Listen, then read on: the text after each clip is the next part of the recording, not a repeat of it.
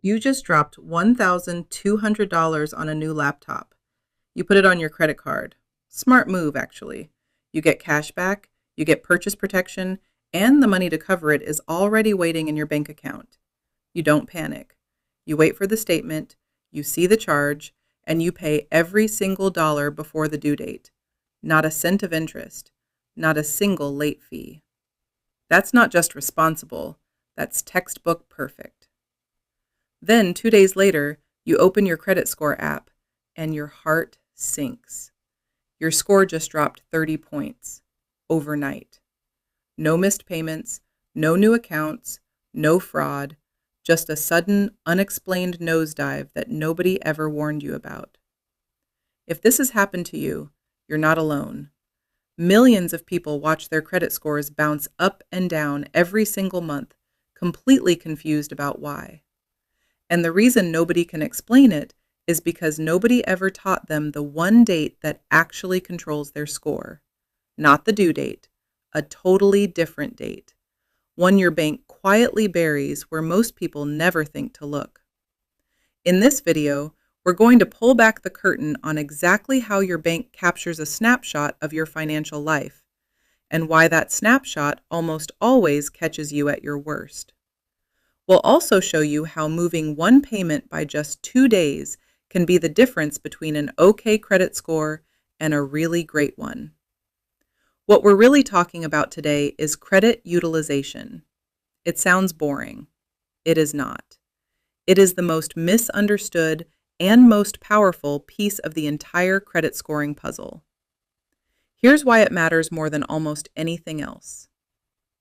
Payment history takes years, sometimes a full decade, to build up. A hard inquiry sits on your report for 2 years. But utilization? It can change almost overnight the moment you understand how the calendar works. We're going to cover exactly when your bank sends your information to the credit bureaus, why paying your balance in full doesn't mean your report looks clean, and the exact percentage targets that can take your score from good to exceptional. If this kind of content helps you understand how money really works, hit subscribe. It keeps this channel going. Now, let's get into it. Here's the trap most people fall into. From the time we're young, we're taught one thing: pay your bill on time. And yes, that matters. Miss a payment and you get a late fee plus a black mark on your report that sticks around for 7 years. Not fun. But here's where it gets tricky. Most people assume that when they send a payment, the credit bureaus, Experian, TransUnion, and Equifax, update your score right away, like a live scoreboard ticking up and down in real time. That's not how it works. Not even close. The credit reporting system doesn't work like a live video feed. Think of it more like a security camera that takes one still photo per month. Just one.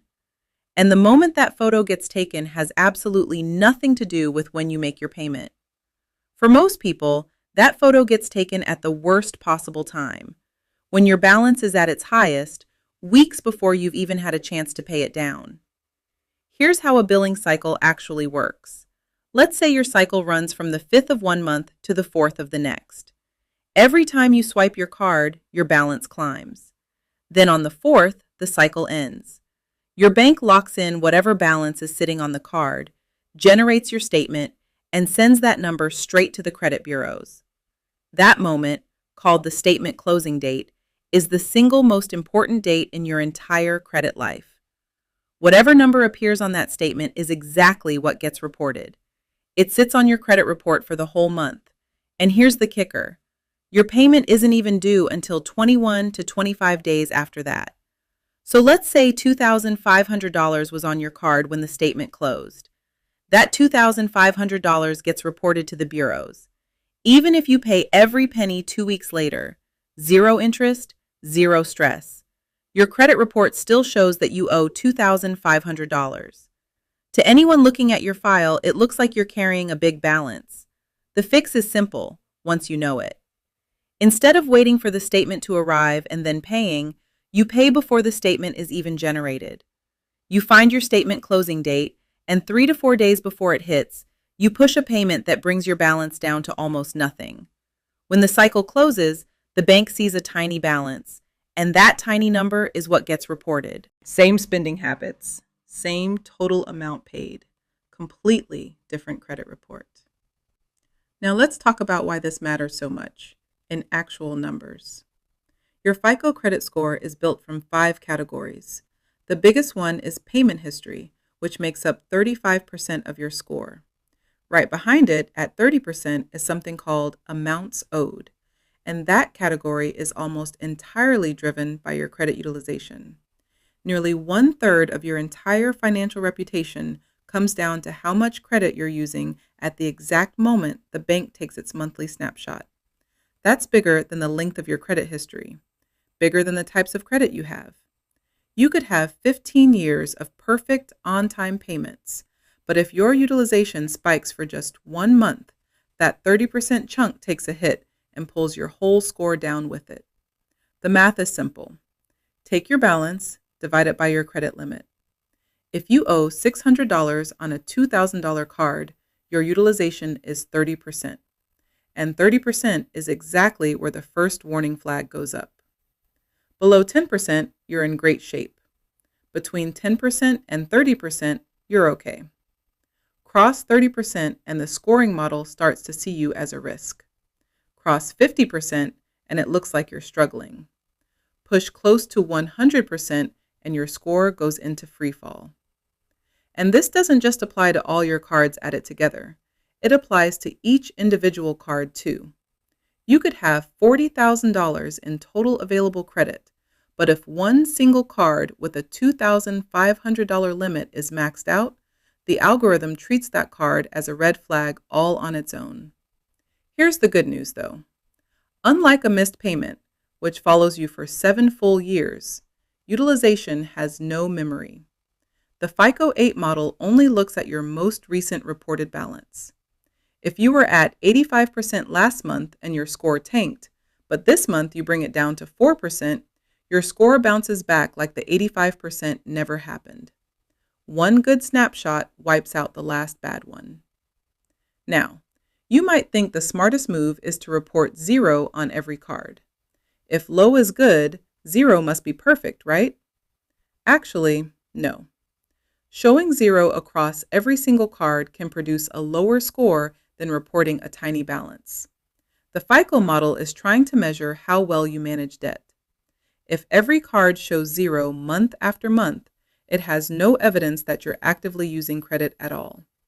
You start to look inactive, and an inactive borrower is actually a slightly bigger question mark than someone who uses credit regularly and responsibly.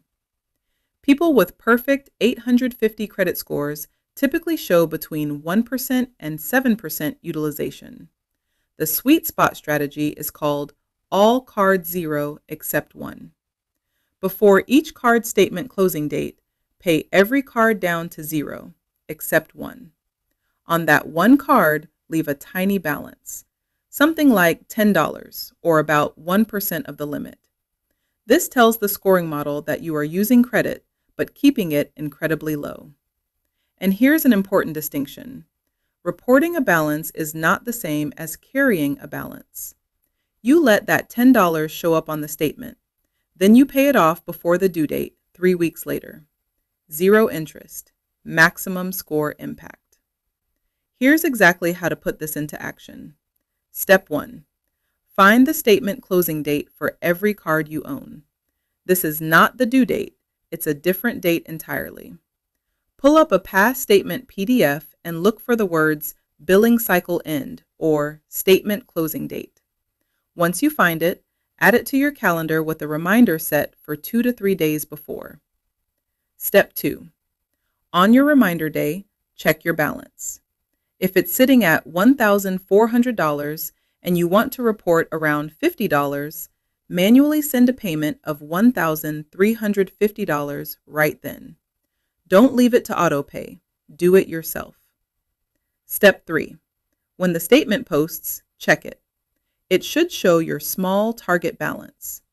Then make sure that amount gets paid off by the actual due date. The first few times, verify this manually. The last thing you want is to get clever with utilization and accidentally miss a payment in the process. One important note, you don't need to do this every single month. This level of precision really only matters in the 60 days before a big application, a mortgage, a car loan, or a business line of credit. The rest of the year, just keep your utilization loosely under 20% and let AutoPay handle the rest. Now, a serious warning. There's a line between smart timing and something banks call credit cycling, and you do not want to cross it. Here's what that looks like. You have a $2,000 limit, you spend $2,000, pay it off, then spend another $2,000 and pay that off too, all in the same month. That means you've pushed $4,000 through a card that was only approved for $2,000. Banks see this as a red flag for potential fraud or money laundering. They can freeze your account, ask for tax returns, or shut the card down completely. Keep your monthly spending within your limit. If you keep hitting your ceiling, don't try to game the payments. Just call and ask for a credit limit increase. One last tip. Do not close old credit cards you're not using. Here's why. Your overall utilization is calculated by dividing your total balances by your total available credit. If you close a card with an $8,000 limit, you just removed $8,000 from that denominator. Your actual debt stays the same, but your utilization percentage jumps instantly. Keep those old cards open. Put a small recurring subscription on them, set AutoPay, and let them quietly work in your favor by keeping your available credit high. Here's the full game plan, nice and simple. Find your statement closing date. Figure out your utilization and aim to keep it under 10%. 3 days before the statement closes, pay your balance down to about 1% of your limit. Let the statement generate. That small balance is what gets reported. Then pay off whatever's left before the due date. 0 interest. Best possible score. It's a 2-step payment rhythm that separates what you're actually spending from what the credit bureaus actually see. Try it for just 1 month. Pick your highest balance card, find the closing date, pay it down early, and then watch your credit monitoring app. When you see your score move up, come back and tell me how many points you gained. That real-world data helps everyone in this community see the proof for themselves. If this video gave you a new way of seeing how the credit system actually works, hit subscribe so you don't miss what's coming next. I'll see you there.